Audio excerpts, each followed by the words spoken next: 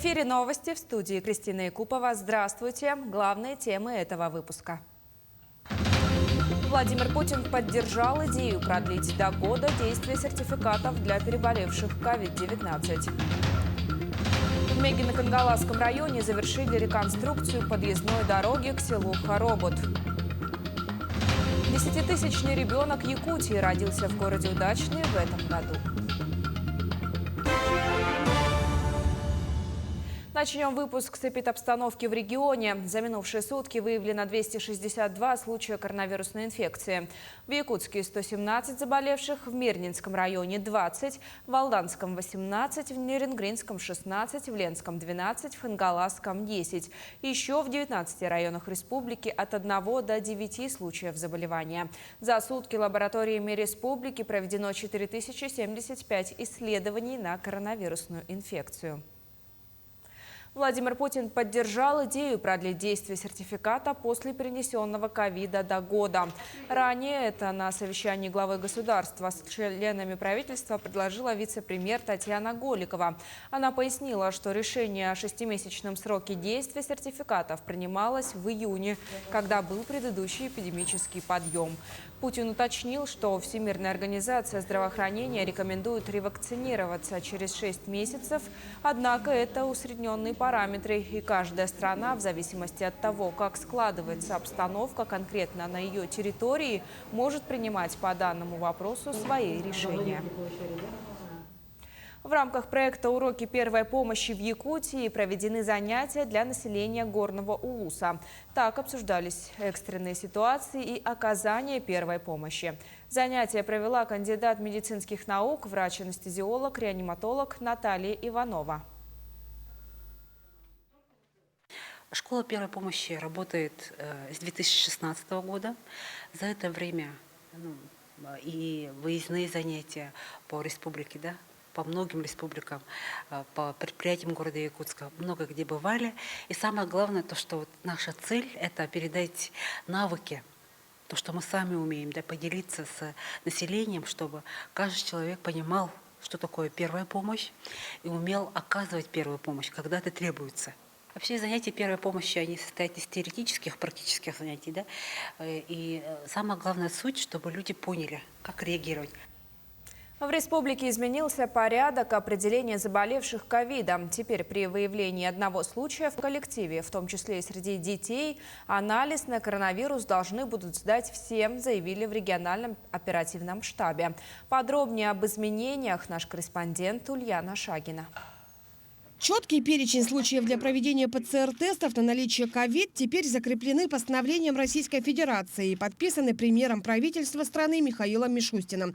Всего в перечне 3 пункта. Так, ПЦР-тест теперь обязаны делать те, у кого есть острые признаки ОРВИ с симптомами COVID-19. Кроме того, чтобы узнать, вылечился ли пациент от ковид, а также при положительном экспресс-тесте на коронавирус для подтверждения диагноза.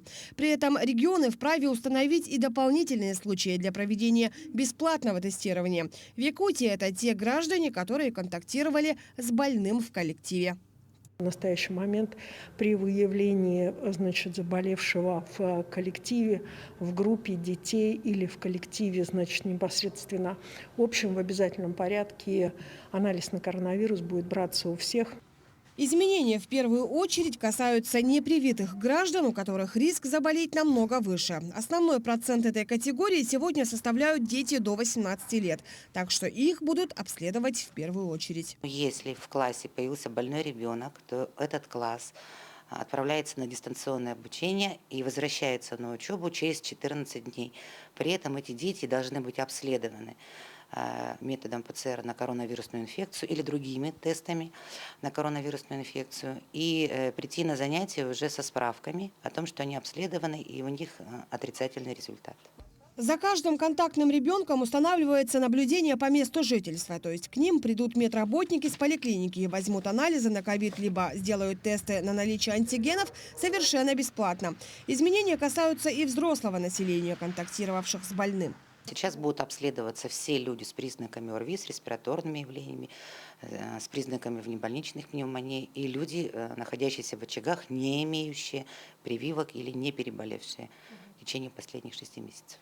При этом, если у непривитого гражданина после контакта с больным нет признаков ОРВИ или ковид, врача нужно вызвать на 10-12 день. А при наличии каких-либо симптомов тесты должны быть сделаны незамедлительно. Ульяна Шагина, Григорий Охлопков, Якутск.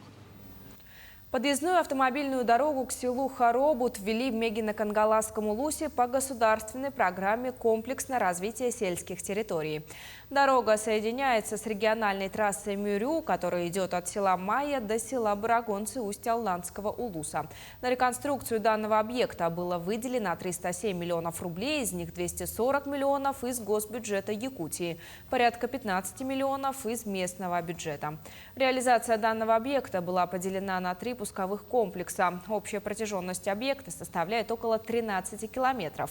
На сегодняшний день работы выполнены в полном объеме. Первый вице-премьер Дмитрий Садовников, который посетил церемонию открытия объекта, отметил о важности реконструкции федеральных и региональных трасс.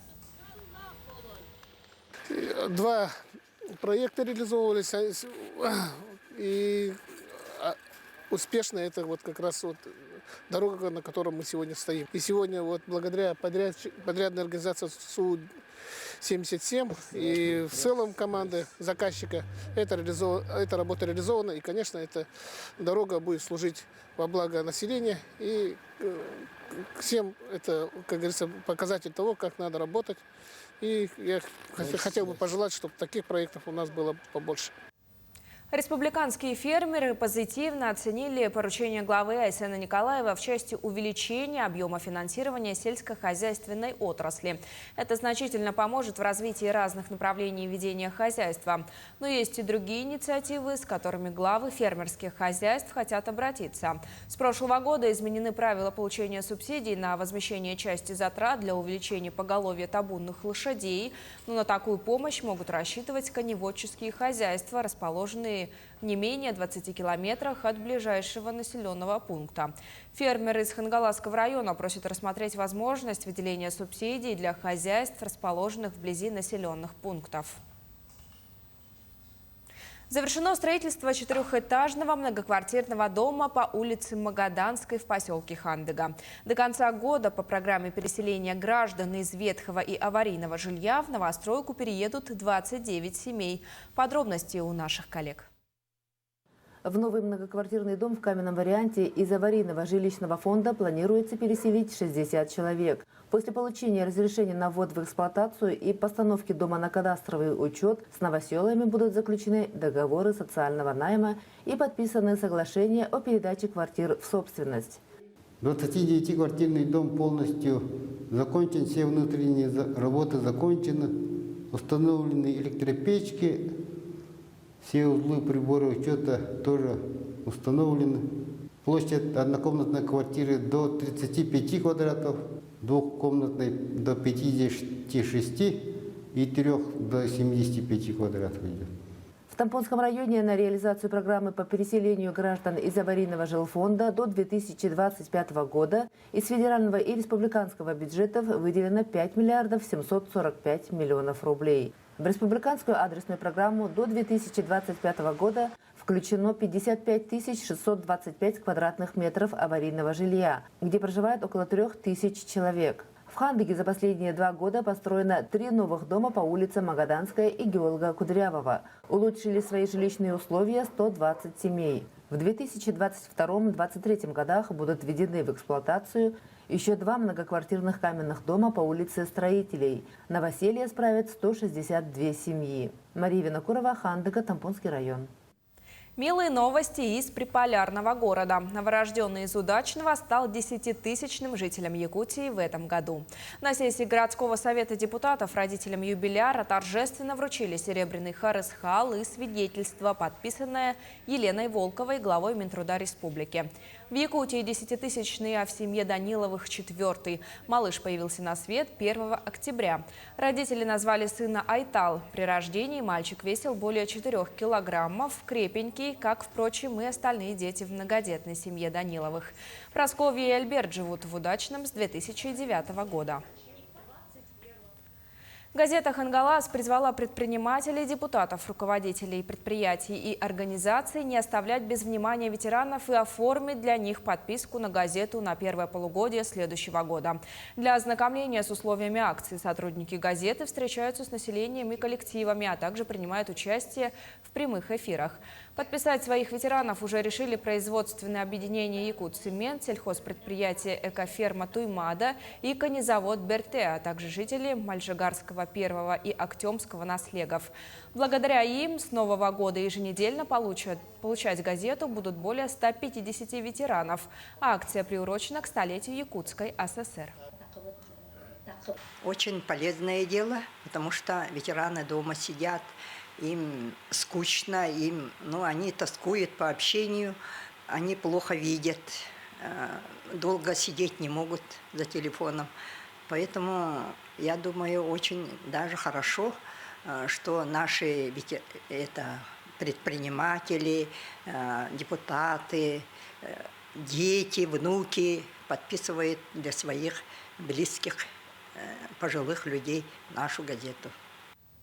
135-летний юбилей отметила Абагинская школа имени Алексея Кралина. Она была образована 26 октября 1886 года.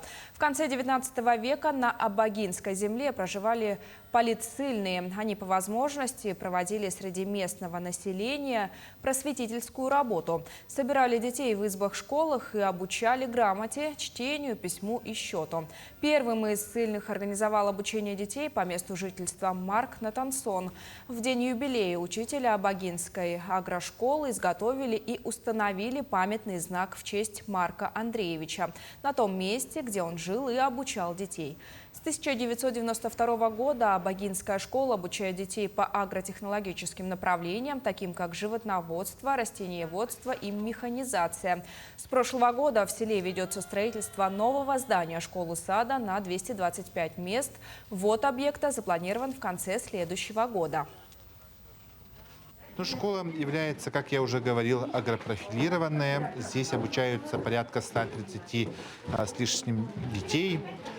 И у нас новшество то, что школа также имеет дошкольные группы. Да?